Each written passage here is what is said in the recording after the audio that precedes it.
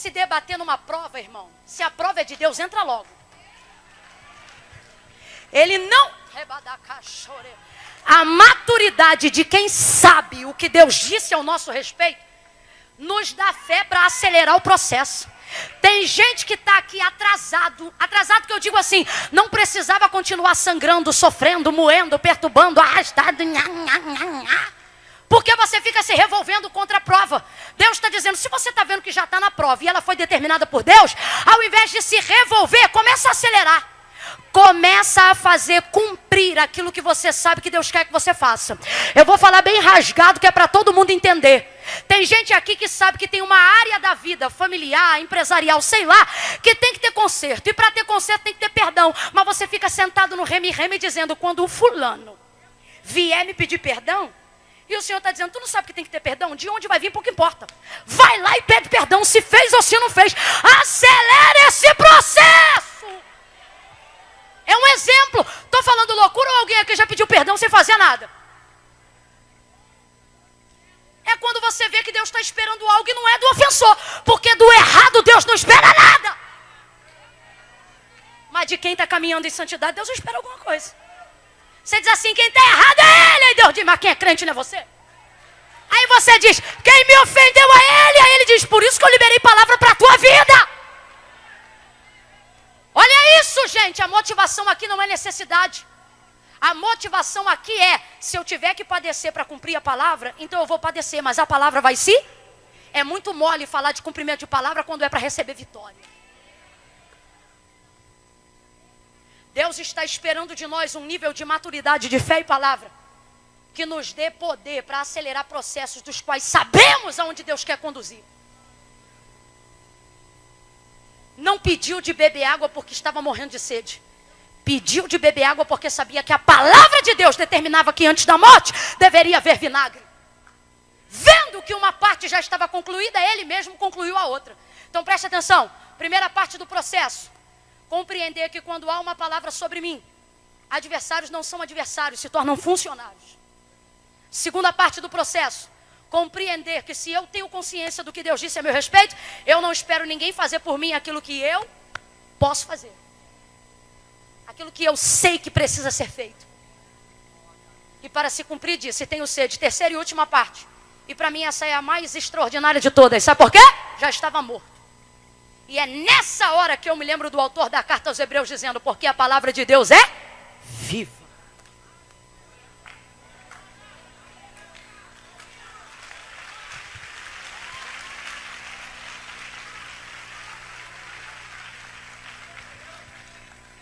Estirado no madeiro, cumprindo a vontade do Pai, olhou para o céu e disse, está consumado, e tendo dito isso, entregou o seu espírito e morreu. Ele morreu, mas a palavra...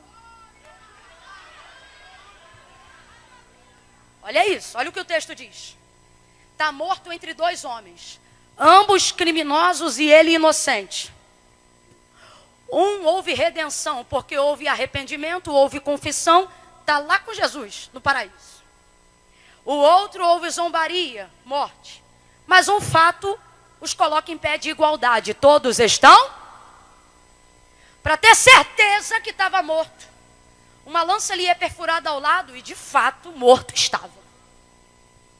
Aí então, a pedido dos sumos sacerdotes e dos judeus, uma vez que era sexta-feira e sábado é santo, e a preparação do sábado não começa do sábado, mas começa às 6 horas da noite da sexta-feira, ele disse, tira aí, Pilatos. Lhe disseram, os copos do madeiro foram tirar, tinham 3 algozes, um para cada.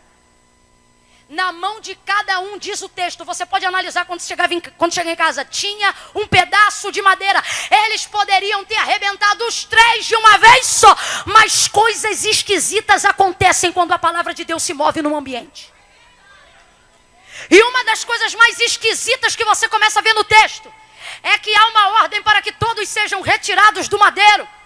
Só que o texto diz que eles começam a arrebentar as pernas dos crucificados de maneira aleatória.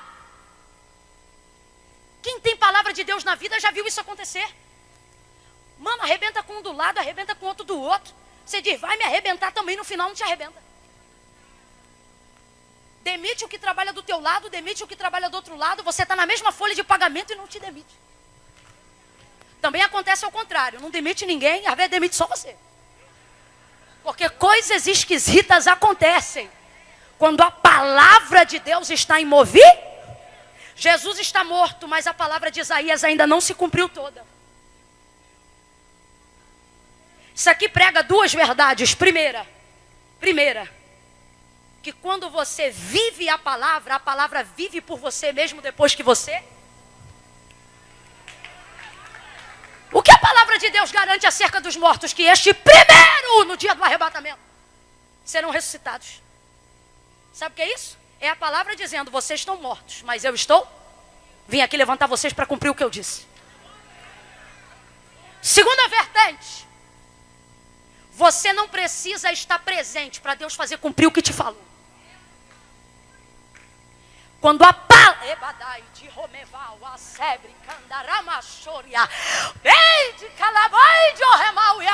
você não precisa fazer cumprir toda hora o que você disse ou o que Deus disse.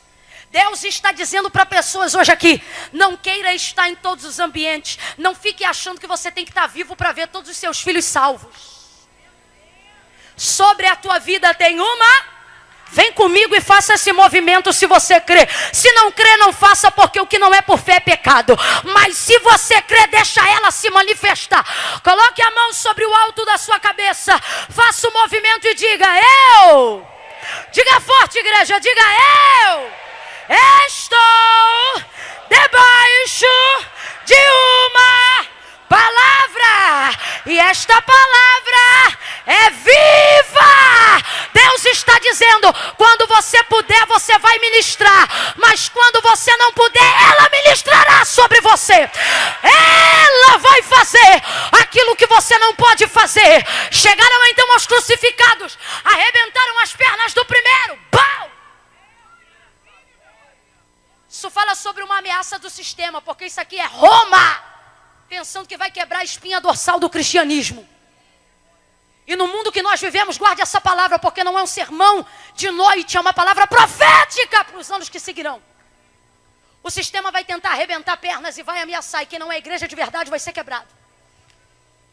E nós vamos nos sentir ameaçados, porque vamos dizer, estava do meu lado, crucificado igual eu, com os mesmos cravos que eu, e o que vai fazer diferença? A diferença é que sobre nós há uma. Qual foi a palavra, as 7 cartas da igreja da Ásia? A cada uma repreensão, mas a Filadélfia, a menorzinha. Olha o que o texto diz, por que ela sobrevive e está de pé. O texto diz, tendo pouca força. Quem lembra? Guardaste a minha e não negaste o meu nome, por isso eu te livrarei na hora da tentação. Que, meu irmão, templos suntuosos não determinam que não passarão.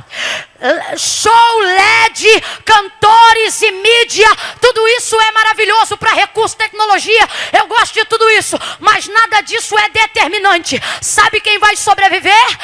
As arrebentações que muitos governos e sistemas vão fazer por aí através de instituições eclesiásticas como a igreja. O que vai definir quem é e quem não é quem está firmado na palavra.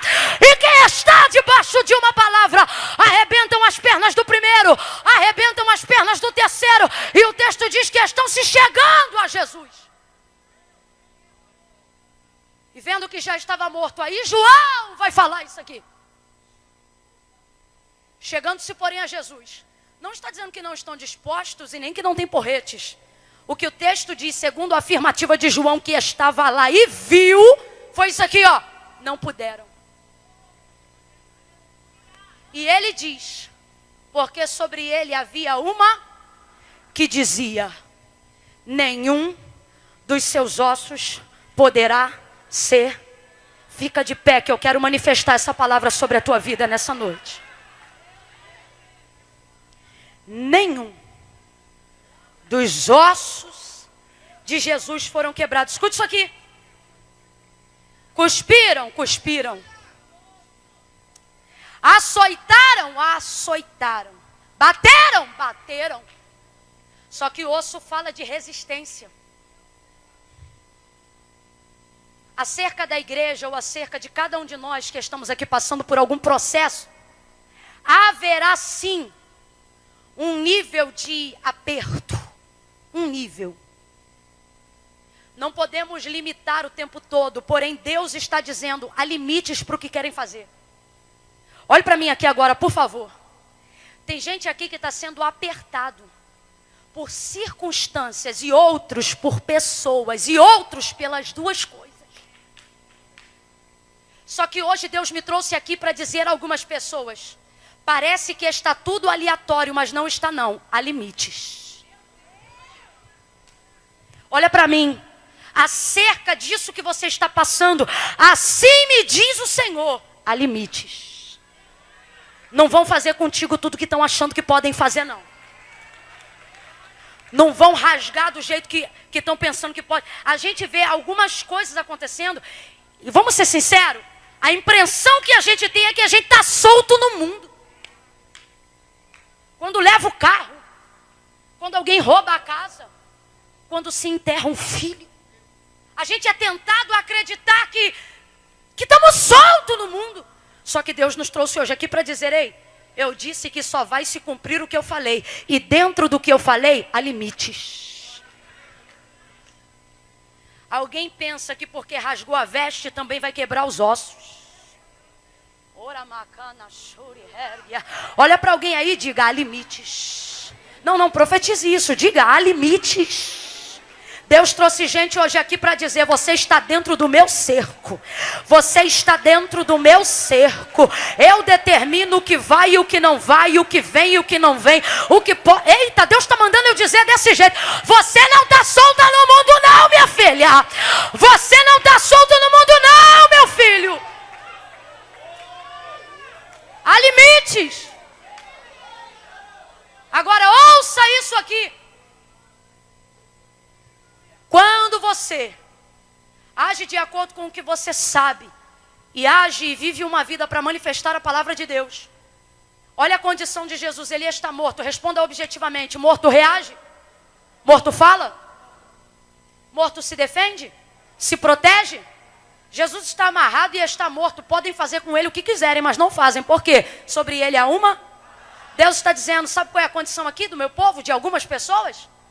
Eles estão dentro de circunstância onde precisam viver como se estivessem mortos. Tem boca, mas não pode falar. Tem pé, mas não pode fugir. Está dentro de uma situação onde estão vendo o que fazer, o que estão fazendo, mas não pode se defender. Deus trouxe você hoje aqui para dizer, não precisa. Porque quando você não puder falar, eu vou manifestar a minha palavra. E a minha palavra vai defender você, a minha palavra vai proteger você, a minha palavra vai cercar você, e a minha palavra vai estabelecer limites que vão impedir esse adversário ou esta circunstância de achar que pode passar por cima de você.